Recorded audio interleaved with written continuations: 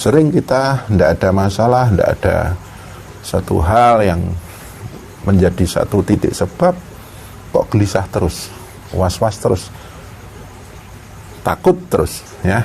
Jadi istilahnya jiwa ini hati ini kering, hati ini gersang. Itulah sodrun.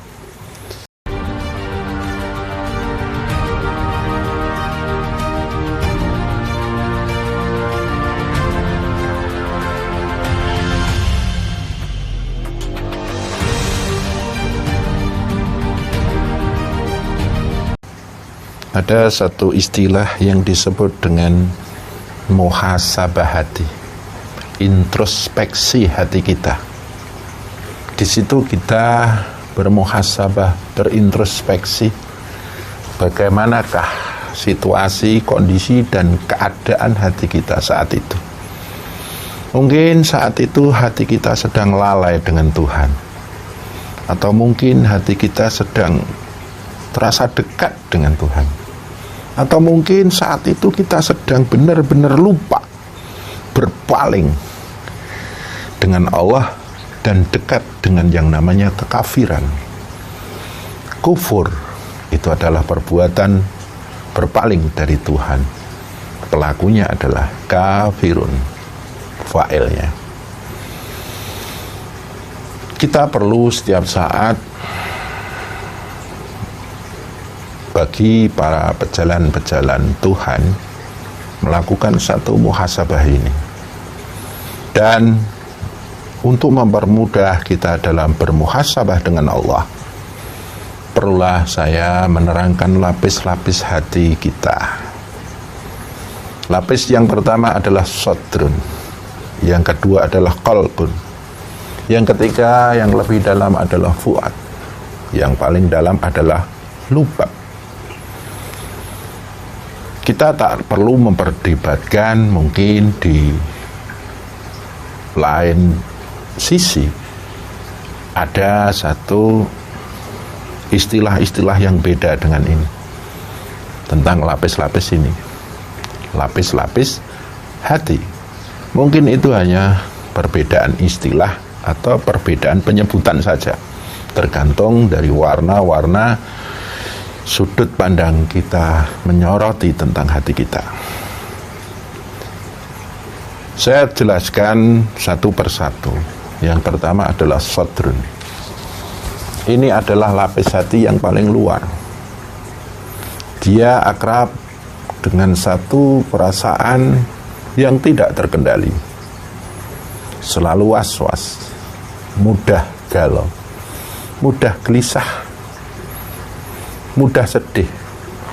Dan kalau sudah was-was, sedih dan gelisah, dia berlarut-larut di dalam kegelisahan, kesedihan, dan kegalauan. Itulah yang disebut sodrun. Di surat An-Nas, alladzi yuwaswisu fi sudurinas minal jinnati wan nas, yaitu yang selalu bikin was-was, sodrunnya manusia, dari sifat jin dan manusia. Jadi sodrun ini selalu akrab dengan perasaan, dekat dengan nafsu yang tidak terarah dan tidak terkendali. Makanya lapis sodrun ini mudah was-was, mudah galau. Mungkin kita bermuhasabah, apakah hati kita seperti itu? Sering kita tidak ada masalah, tidak ada satu hal yang menjadi satu titik sebab, kok gelisah terus, was-was terus, takut terus, ya. Jadi istilahnya jiwa ini hati ini kering, hati ini gersang. Itulah sodrun. Lapis selanjutnya yang lebih dalam adalah qalbun. Qalbun ini sifatnya bolak-balik. Ini selalu akrab dengan yang namanya keadaan nafsu. Ketika nafsu senang, nafsu sedang terpuaskan, tubuh sedang terpuaskan juga, hati kita itu tenang. Tapi ketika suatu saat nanti ada kemungkinan hati ini balik pada satu yang tidak tenang. Gampangnya gini, yang namanya kolbun, sekarang mungkin kita sedang tenang, tidak tahu nanti malam, tidak tahu besok. Kekhusukannya pun bolak-balik, semangat beribadahnya pun bolak-balik. Kalau lagi kusuk kayak apa, tapi kalau lagi lalai, bubar semuanya. Itulah kolbun. Jadi kolbun ini belum menembus satu titik rasa yang murni, selalu bolak-balik sesuai dengan situasi dan kondisi, mudah terpengaruh dan mudah balik kepada rasa Allah. Selanjutnya yang lebih dalam yaitu fuad. Fuad ini berhubungan dengan rasa murni, rasa yang murni yang bisa meliputi perasaan-perasaan yang gak jelas, meliputi perasaan-perasaan yang gak pasti. Fuad ini istilahnya sebagai furqan. Hati fuad ini bisa membedakan ketika hati kita gelisah, oh saya sedang terpengaruh oleh hal-hal yang aslinya tidak perlu saya risaukan. Kemudian fuad ini bisa sadar, tahu hati kita itu kalau lagi kusuk kayak apa, kalau lagi lalai kayak apa. Fuad ini pun juga bisa membedakan mana yang hak dan mana yang batil, karena dia furqan. Dia bisa membedakan mana ini nafsu, mana ini akal pikiran, mana ini hati yang murni. Fuad inilah yang bisa membantu diri kita untuk menapaki ranah perjalanan hidup yang selalu berada di dua sisi. Kadang suka, kadang duka, kadang bahagia, kadang menderita, kadang mujur, kadang walang. Si fuad ini adalah yang bisa membedakan keduanya, dan kita bisa tahu saat ini kita sedang dalam titik kekhusukan atau tidak, saat ini kita sedang dalam kekufuran atau dalam kesyukuran. Fuad inilah yang membimbing kita bisa membedakan mana yang baik, mana yang buruk, mana yang gelap, mana yang terang, mana yang benar, mana yang salah, mana yang berguna dan mana yang tidak berguna. Sering kita kalau fuadnya tidak kuat, kita sering terperosok pada suatu perbuatan atau hal-hal yang tidak berguna.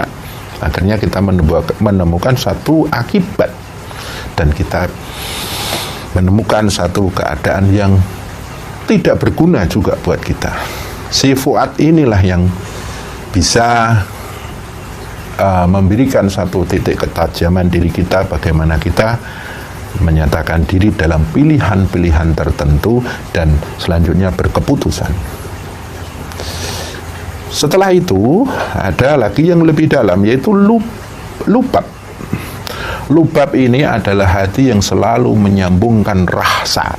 Kalau fuad tadi rasa murni, kalau ini rasa. Rasa yang bagaimana? Rasa adalah satu kesadaran rasa yang selalu sadar Allah, yang selalu bertauhid. Lubab ini adalah hati yang sudah menjadi Baitul Muharram, rumah pengharaman. Hati ini isinya hanya Allah, sadar Allah, merasakan Allah. Wallahu ma'akum ainama kuntum, dan Allah bersamamu dimanapun engkau berada. Itulah sang lubab ini yang berperan. Sang lubab ini adalah hati yang sudah terpancar nurullah, cahaya ketuhanan, Nur Muhammad, cahaya-cahaya yang selalu memuja dan memuji Tuhannya. Lubab ini adalah hati yang menemukan satu titik pencerahan yang sempurna. Lubab ini biasanya dimiliki oleh para nabi, para rasul, dan para aulia. Lubab ini bisa menyatakan dengan sejelas-jelasnya bahwa qalbun mukminin baitullah, hati seorang yang beriman itu adalah rumah Allah. Qalbun mukminin arsullah, hati orang yang beriman ini adalah arsnya Allah. Dan qalbun mukminin adalah kalamullah. Qalbun mukminin kalamullah, bahwa hati orang-orang yang beriman ini adalah kalamnya Allah. Dari 4 lapis hati ini, sodrun yang selalu was-was, qalbun yang selalu bolak-balik, fuad yang menjadi furqan dan bisa membedakan mana yang baik, buruk, mana yang gelap, mana yang terang, mana yang benar, mana yang salah. Yang terakhir yaitu lubab tadi. Dengan mempelajari lapis-lapis tersebut ini akan memudahkan kita bermuhasabah hati. Bagaimanakah keadaan hati kita ini? Kalau kita sudah bermuhasabah, maka kita bisa mengolah hati ini sesuai dengan porsinya. Kita bisa bermujahadah, jihadnya hati, supaya hati ini selalu taqarruban, selalu dekat, dan selalu sadar dengan Allah. Apa sih pentingnya kita selalu dekat dengan Allah? Kita sadar dengan Allah? Yang jelas kita manusia itu lemah, Allah maha kuat. Kita itu terbatas, Allah maha tak terbatas. Pikiran kita itu terbatas, Allah maha pintar, maha alim. Daya kuasa kita itu terbatas, Allah itu maha berdaya kuasa. La haula wala quwata illa billah. Maka ketika kita sadar dengan Allah, jiwa kita dekat dengan Allah, disitulah titik lemah kita selalu bergantung kepada Allah. Allahus somad. Dan kita berpasrah dan berserah diri pada Allah. Wa may yatawakkal 'ala Allah, barang siapa berserah diri pada Allah, fa huwa hasbuh, kita dijamin dalam naungan kemaha la haula wala quwata illa billah, kemahakuasaan Allah, dayanya Allah. Kalau kita sadar bahwa kita itu lemah, kok jauh dengan yang maha kuat. Kita terbatas, kok jauh dengan maha yang tak terbatas. Kita itu kerdil, kok jauh dengan yang maha agung. Itu adalah suatu hal yang tidak bagus, tidak baik dalam kehidupan kita sehari-hari, fidini wa dunya wal akhirah. Kita perlu setiap saat dalam keheningan kita bermuhasabah hati. Bagaimana sih posisi hati kita sekarang ini? Seperti sekarang ini, anak istri saya sudah tidur, saya sendirian. Kebetulan saya longgar, saya istilahnya ngerekam video ini dalam rangka nanti setelah ini saya akan bermuhasabah hati. Bukan saya pamer, saya suka bermuhasabah, enggak. Ini adalah hal penting untuk kita selalu mengawasi, meneliti, mengamati bagaimana keadaan hati kita. Supaya apa?